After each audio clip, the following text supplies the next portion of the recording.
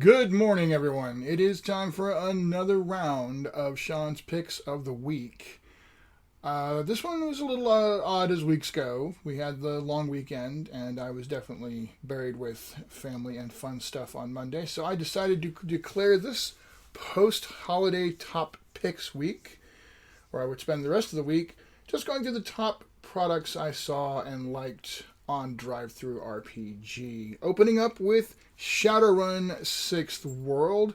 6th World in this case also means 6th edition. This is a very venerable product, a very venerable world, one of the game changers of its day, and still massively popular, especially amongst the PDF RPG crowd. By the way, I'll remind you again, all the clicked links and purchases mean a little money into the pocket, for which Raya, who is laying here at my feet, will be grateful because it means I will continue to give her kibble.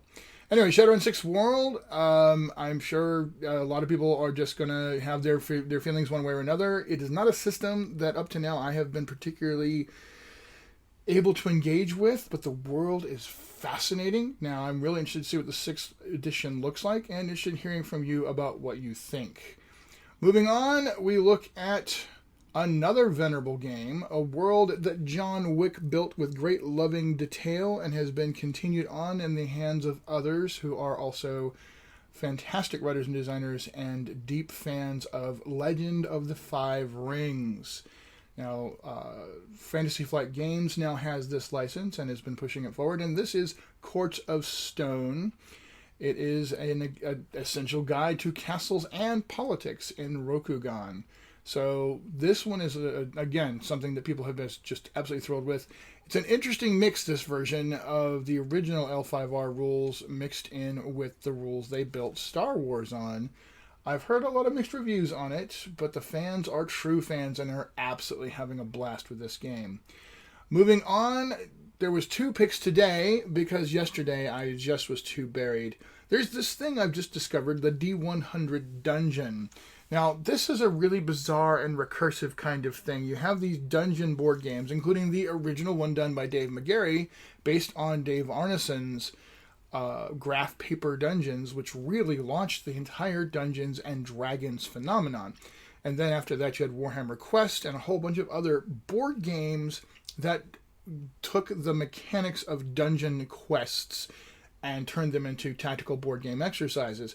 Now you have a role-playing game that is intended to reflect the dungeon adventure board game experience. So again, very recursive. And what's even more crazy is that this thing, this particular first adventure, Dragon Armour, is designed to be completely compatible with what Martin Knight calls, let me just click on this to be sure I'm saying this right, the D100 Dungeon mapping game, which, yeah, you guessed it, takes the role-playing game experience he designed around the idea of the Dungeon Quest adventure game and gives you a Dungeon Quest adventure game experience with the role-playing game.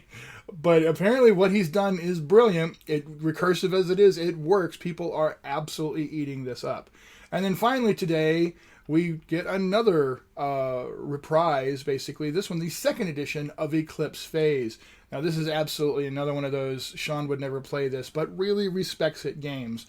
This is apocalyptic transhumanism horror in outer space. And all I know is that everyone loves Eclipse Phase. They love Posthuman Studios for good reason. It's a good company run by good, solid people. And from what I'm hearing, the rules in this one are really phenomenal. So there we go, folks. Another week's picks for you to enjoy. This was a pretty throwaway theme, I'll admit, but every once in a while I like to go back and just kind of see what the hottest stuff is and make sure you know about it as well.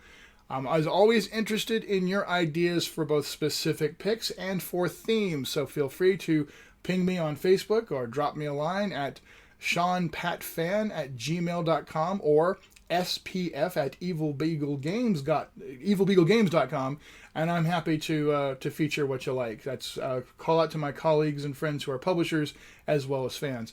Once again, and as always, game on and be good.